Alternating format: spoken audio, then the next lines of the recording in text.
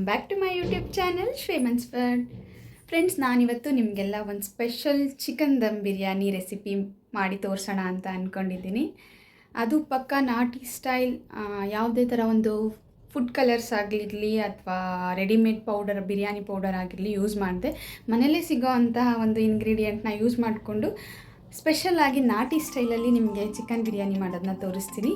ಬನ್ನಿ ನೋಡುವ. ಮೊದಲಿಗೆ ಬೇಕಾಗಿರುವಂಥ ಇಂಗ್ರೀಡಿಯೆಂಟ್ ನೋಡ್ಕೊಳ್ಳೋಣ. ಇದೇನು ತೋರಿಸ್ತಾ ಇದ್ದೀನಿ, ಇದು ಒಂದು ಈರುಳ್ಳಿ ಪೇಸ್ಟು, ಒಂದು 4 ಗಡ್ಡೆ, ಇದು ಹಸಿಮೆಣಸಿನ್ಕಾಯಿ ಪೇಸ್ಟು, ಹಾಗೆ ಶುಂಠಿ ಬೆಳ್ಳುಳ್ಳಿ ಪೇಸ್ಟು, ಟೊಮ್ಯಾಟೊ ಪ್ಯೂರಿ, ಕೊತ್ತಂಬರಿ ಸೊಪ್ಪು ಮತ್ತು ಪುದೀನ ಹಚ್ಚಿಟ್ಕೊಂಡಿರುವಂಥದ್ದು.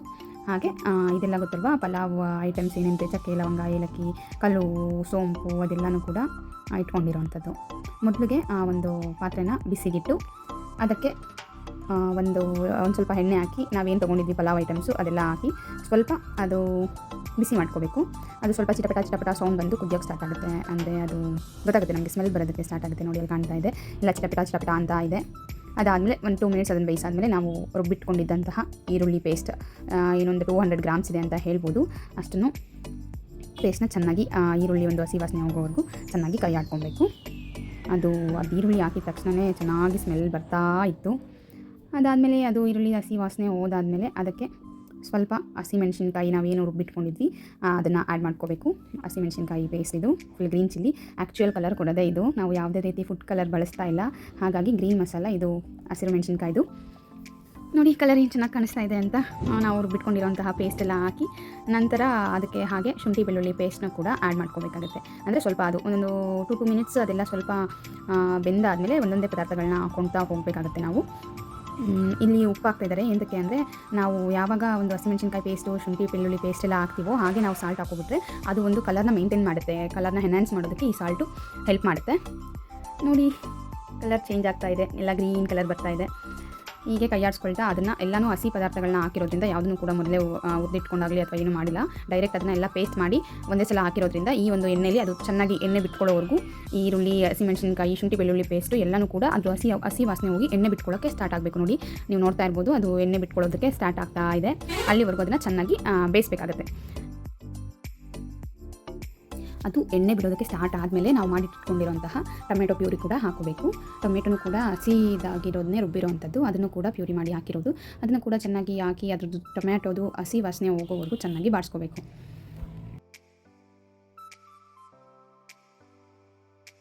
ಅದಾದಮೇಲೆ ಅದಕ್ಕೆ ಸ್ವಲ್ಪ ಅರಿಶಿನ ಹಾಕ್ಕೊಂಡು ಅದನ್ನು ಕೂಡ ಕೈ ಆಡಿಸಿ ಅದಾದಮೇಲೆ ನಾವು ತೊಗೊಂಡಿರೋಂಥ ಚಿಕನ್ ಹಾಕೋಬೇಕು. ಫ್ರೆಂಡ್ಸ್, ನಾವಿಲ್ಲಿ ಟೋಟಲ್ 2.5 kg ಚಿಕನ್ಗೆ ಮಾಡ್ತಾ ಇರೋವಂಥದ್ದು. ನೀವು ಎಷ್ಟು kg ಚಿಕನ್ ತೊಗೊಂಡು ಮಾಡ್ತೀರೋ ಅಷ್ಟಕ್ಕೆ ಎಷ್ಟು ಮಸಾಲೆ ಬೇಕೋ ಅಷ್ಟು ಹಾಕ್ಕೊಳ್ಳಿ. ಇಲ್ಲಿ ನಾವು ಟೋಟಲ್ 2.5 kg ಚಿಕನ್ಗೆ ಆಗೋಷ್ಟು ಮಸಾಲೆನ ಇಲ್ಲಿ ಮಾಡ್ಕೊಂಡಿರೋವಂಥದ್ದು. ಚಿಕನ್ನೆಲ್ಲ ಹಾಕ್ಕೊಂಡು ಚೆನ್ನಾಗಿ ಅದು ಕೂಡ ಮಿಕ್ಸ್ ಮಾಡ್ಕೋಬೇಕಾಗತ್ತೆ.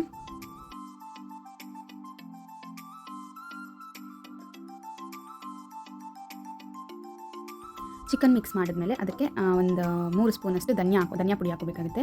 ಇಲ್ಲಿ ನಾವು ಯೂಸ್ ಮಾಡಿರೋಂಥ ಧನಿಯಾ ಪುಡಿನೂ ಅಷ್ಟೇ ಮನೇಲಿ ಹಾಕ್ತಾನೆ ಹುರಿದು ಪೌಡರ್ನ ಮಾಡ್ಕೊಂಡಿರೋವಂಥದ್ದು. ಇದು ಆ್ಯಕ್ಚುಯಲ್ ಟೇಸ್ಟ್ ಎನ್ಹಾನ್ಸರ್ ಅಂತಲೇ ಹೇಳ್ಬೋದು. ನಾವು ಯಾವುದೇ ರೀತಿ ಅಂಗಡಿಯಿಂದ ತಂದು ಫುಡ್ ಪೌಡರ್ನ ಅಂದರೆ ಧನಿಯಾ ಪೌಡರ್ನ ಯೂಸ್ ಮಾಡ್ತಾ ಇಲ್ಲ, ಮನೇಲಿ ಆಗಲೇ ಫ್ರೆಶ್ ಆಗಿ ಧನಿಯಾನ ಹುರಿದು ಪುಡಿ ಮಾಡಿ ಹಾಕ್ತಾ ಇರೋವಂಥದ್ದು. ಹಾಕಿ ಮಿಕ್ಸ್ ಮಾಡ್ಕೊಳ್ಳಿ. ಅದೆಲ್ಲ ಮಿಕ್ಸ್ ಮಾಡಿ ಚೆನ್ನಾಗಿ ಚಿಕನ್ ಎಲ್ಲ ಬೆಂದಿದೆ ಅಂದಮೇಲೆ ಕೊನೆಗೆ ನಾವು ಹಚ್ಚಿಟ್ಕೊಂಡಿರೋವಂಥ ಕೊತ್ತಂಬರಿ ಸೊಪ್ಪು ಮತ್ತು ಪುದೀನ ಸೊಪ್ಪು ಫ್ರೆಶ್ ಆಗಿರೋವಂಥದ್ದು ಅದು ಕೂಡ ಅದನ್ನೆಲ್ಲ ಹಾಕ್ಕೊಂಡು ಮಿಕ್ಸ್ ಮಾಡ್ಕೊಳ್ಳಿ. ತದನಂತರ ಇದಕ್ಕೆ ನಾವು ರುಬ್ಬಿಟ್ಕೊಂಡಿರುವಂತಹ ತೆಂಗಿನಕಾಯಿ ಪೇಸ್ಟ್ನ ಹಾಕೋಬೇಕಾಗುತ್ತೆ. ಹಾಕ್ಕೊಂಡು ಅದನ್ನು ಕೂಡ ಚೆನ್ನಾಗಿ ಎಲ್ಲ ಚಿಕನ್ಗೆ ಆ ತೆಂಗಿನಕಾಯಿ ಮಸಾಲೆ ಎಲ್ಲ ಚೆನ್ನಾಗಿ ಹಿಡಿಯೋ ಥರ ಅದನ್ನು ಮಿಕ್ಸ್ ಮಾಡ್ಕೋಬೇಕಾಗುತ್ತೆ. ಇವ್ರ ಕಡೆಯಿಂದ ಉಪ್ಪು ಹಾಕಿದ್ರೆ ಮಾತ್ರ ಈ ಒಂದು ನಾಟಿ ಸ್ಟೈಲ್ ಚಿಕನ್ ಬಿರಿಯಾನಿ ಗಮ್ಮತ್ತಾಗಿ ಬರೋದು. ಉಪ್ಪು ಹಾಕಿದ್ಮೇಲೆ ಗೊತ್ತಾಯ್ತಲ್ವ ನಾನೇನು ಸೀಕ್ರೆಟ್ ಇಲ್ಲದೆ ಅಂತ. ಉಪ್ಪು ಯಾರು ಹಾಕಿದ್ರೆ ಟೇಸ್ಟ್ ಎನ್ಹಾನ್ಸ್ ಆಗುತ್ತೆ ಅಂತ. ಉಪ್ಪು ಹಾಕಿದ್ಮೇಲೆ ಅದಕ್ಕೆ ತೊಳೆದಿಟ್ಟಿರೋಂತಹ ಅಕ್ಕಿನ ಹಾಕ್ಕೋಬೇಕಾಗತ್ತೆ. ಅಕ್ಕಿ ಹಾಕಿದ್ಮೇಲೆ ಅದನ್ನು ಕೂಡ ಚೆನ್ನಾಗಿ ಮಿಕ್ಸ್ ಮಾಡ್ಕೊಳ್ಳಿ. ಏನೇ ಮರೆತರೂ ಈ ಚೆನ್ನಾಗಿ ಮಿಕ್ಸ್ ಮಾಡ್ಕೊಳ್ಳೋದನ್ನ ಮರಿಬೇಡಿ. ನೀವೇ ನೋಡಿದ್ರಿ ಅಲ್ವಾ ನಾನು ಎಷ್ಟು ಸಲ ಹೇಳಿದೆ ಅಂತ. ಚೆನ್ನಾಗಿ ಮಿಕ್ಸ್ ಮಾಡ್ಕೊಳ್ಳಿ. ಅದಾದಮೇಲೆ ಅದಕ್ಕೆ ನೀರು, ಚೆನ್ನಾಗಿ ಕುದಿಸಿಟ್ಟಿರುವಂತಹ ನೀರನ್ನು ಹಾಕ್ಕೊಳ್ಳಿ ಮತ್ತು ಚೆನ್ನಾಗಿ ಮಿಕ್ಸ್ ಮಾಡ್ಕೊಳ್ಳಿ. ಇಷ್ಟೇ ಫ್ರೆಂಡ್ಸ್, ಎಲ್ಲನೂ ಹಿಂಗೆ ಹಾಕ್ಕೊಂಡು ಚೆನ್ನಾಗಿ ನೀರೆಲ್ಲ ಹಾಕ್ಕೊಂಡು ಮಿಕ್ಸ್ ಮಾಡಿಕೊಂಡು ಅದನ್ನು ಬೇಯೋವರೆಗೂ ಚೆನ್ನಾಗಿ ಮುಚ್ಚಿಟ್ಟು ಓಪನ್ ಮಾಡಿ ನೋಡಿದ್ರೆ ಬಿರಿಯಾನಿ ರೆಡಿ. ಬಿಸಿ ಬಿಸಿ ಬಿರಿಯಾನಿ ಜೊತೆಗೆ ಕಬಾಬ್ ಜೊತೆಗಿದ್ರೆ ಬನ್ನಿ ಅದನ್ನು ಮಾಡೋಣ. ನೋಡಿ ಕಬಾಬ್ ರೆಡಿ ಆಗ್ತಾ ಇದೆ. ಕಬಾಬ್ ರೆಸಿಪಿ ಯಾರಿಗೆ ಗೊತ್ತಿಲ್ಲ, ನಿಮಗೆ ಗೊತ್ತಿರುತ್ತೆ. ಹಂಗಾಗಿ ಅದನ್ನೇನು ನಾನು ಸ್ಪೆಷಲಾಗಿ ಹೇಳೋಕೆ ಹೋಗ್ತಾ ಇಲ್ಲ. ಎಲ್ಲರ ಮನೇಲಿ ಹೇಗೆ ಮಾಡ್ತೀರೋ ಹಾಗೆ ಕೂಡ ನಮ್ಮ ಮನೇಲಿ ಮಾಡ್ತಾ ಇರೋದು. ಕಬಾಬು ಕರಿತಾ ಇದ್ದಾರೆ, ಅದನ್ನು ಎತ್ತುವ ತಿನ್ನುವ. ಫ್ರೆಂಡ್ಸ್, ನೋಡ್ತಾ ಇದ್ರೇ ತಿನ್ಬೇಕು ಅನಿಸ್ತಾ ಇದೆ. ಬನ್ನಿ ಟೇಸ್ಟ್ ಮಾಡಿಬಿಡೋಣ. ಚಿಕನ್ ಕಬಾಬು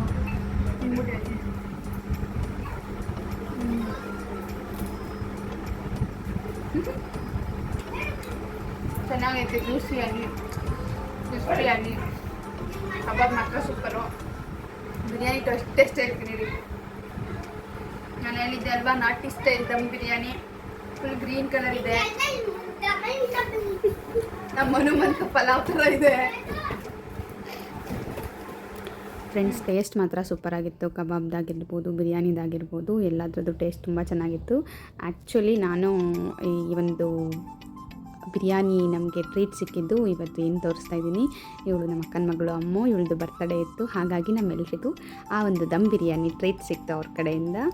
ಇವಳಿಗೆಲ್ಲರೂ ಕೂಡ ವಿಶ್ ಮಾಡಿಬಿಡಿ, ಬರ್ಡೇಗಳು ನೋಡಿ ಕೂತ್ಕೊಂಡು ಫೋಟೋಶೂಟ್ ಎಲ್ಲ ಮಾಡಿದೆ. ಅವಳದು ಕೂಡ ಫೋಟೋಶೂಟ್ ಎಲ್ಲ ಮುಗೀತು. ಆ್ಯಂಡ್ ಫ್ರೆಂಡ್ಸ್, ನಾನು ಕರೆಕ್ಟಾಗಿ ಎಕ್ಸ್ಪ್ಲೈನ್ ಮಾಡಿಲ್ಲ ನಾನು ಏನೇನು ಇಂಗ್ರೀಡಿಯೆಂಟ್ಸು ಹೇಗೆ ಹಾಕಿದ್ದೀನಿ ಅಂತ. ಎಲ್ಲ ಜಸ್ಟ್ ಒಂದು ರಫಾಗಿ ಹೇಳ್ಕೊಂಡು ಹೋಗಿದ್ದೀನಿ. ಎಲ್ಲ ಒಂದು ಇಂಗ್ರೀಡಿಯೆಂಟ್ಸ್ದು ಕ್ವಾಂಟಿಟಿನ ನಾನು ಡಿಸ್ಕ್ರಿಪ್ಷನಲ್ಲಿ ಮೆನ್ಷನ್ ಮಾಡಿರ್ತೀನಿ, ಅಲ್ಲಿ ಹೋಗಿ ಚೆಕ್ ಮಾಡ್ಕೊಳ್ಳಿ. ಎಲ್ಲರೂ ಕೂಡ ಒನ್ಸ್ ಈ ರೆಸಿಪಿನ ಟ್ರೈ ಮಾಡಿ ನೋಡಿ, ಹೇಗೆ ಬಂತು ಅಂತ ಕಮೆಂಟ್ ಸೆಕ್ಷನಲ್ಲಿ ತಿಳಿಸಿ. ಐ ಹೋಪ್ ಈ ವಿಡಿಯೋ ನಿಮ್ಮೆಲ್ರಿಗೂ ಕೂಡ ಇಷ್ಟ ಆಗಿದೆ ಅಂತ ತಿಳ್ಕೊಳ್ತೀನಿ.